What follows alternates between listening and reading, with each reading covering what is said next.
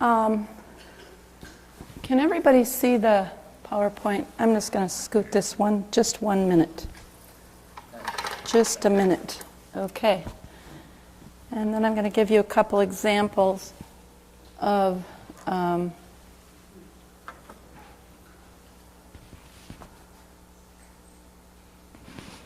okay. I'm going to give you a couple examples of why we're doing our work, just to start out this process of language. And they're just a few slides from a larger slide presentation that I give around the country, and you have probably seen all of these examples and know about them. The first example to always remember is to give the International Declaration of Health Freedom to your legislator. Use it. And this is the premise paragraph. It's from the Declaration of Human Rights as well. Law is what you're doing. You're changing law. Remember those, when Michael was talking to us last night, he was showing us examples of philosophers who said law isn't keeping up with the reality of our culture. And I've always said we have to keep the laws to keep up with the evolution of the spiritual evolution of a people, or the evolution in general. We're not doing that. That's what's happening. So we have state activism. That's what this workshop's about.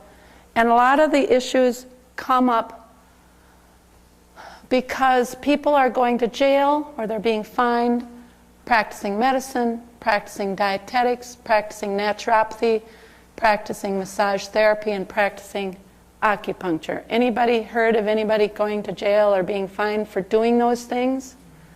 Okay, so pretty much that's what's going on. It's hard to believe that in a world as evolved as we are, we're taking people who harm no one and putting them in a cage. Completely bizarre behavior. And until the culture realizes that that's bizarre behavior, nothing will happen.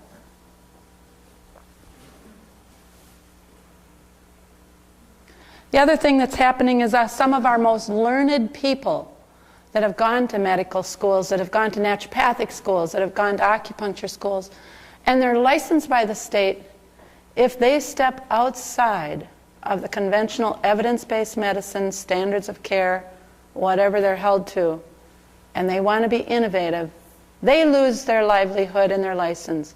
And we did hear Larry Hannes' story last night about what that looks like to real, regular people who are not hurting anybody and who are actually keeping in step with the evolution of the culture and saying, you know what, I think mercury toxic, that was a bad idea to put it in people's brains.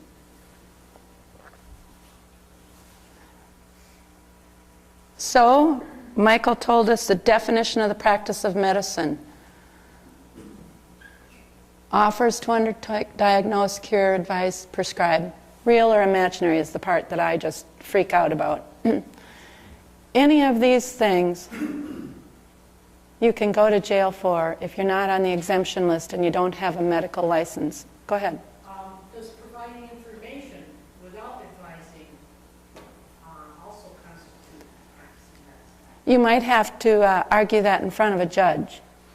So, That's a good question. you know, providing information, whenever they put, like, this is interesting you bring this up, because in New Jersey they put a dietitian bill forward recently, and they put a little exemption in for us health freedom people that, before asking us, of course, they wrote it, and they said, you can provide information about food.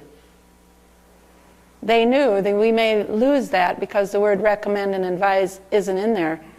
And I'm going, well, that's a pretty good amendment. Clinton says, no. So I go, oh yeah, right, providing information, that's not good. So we have a right to educate each other in our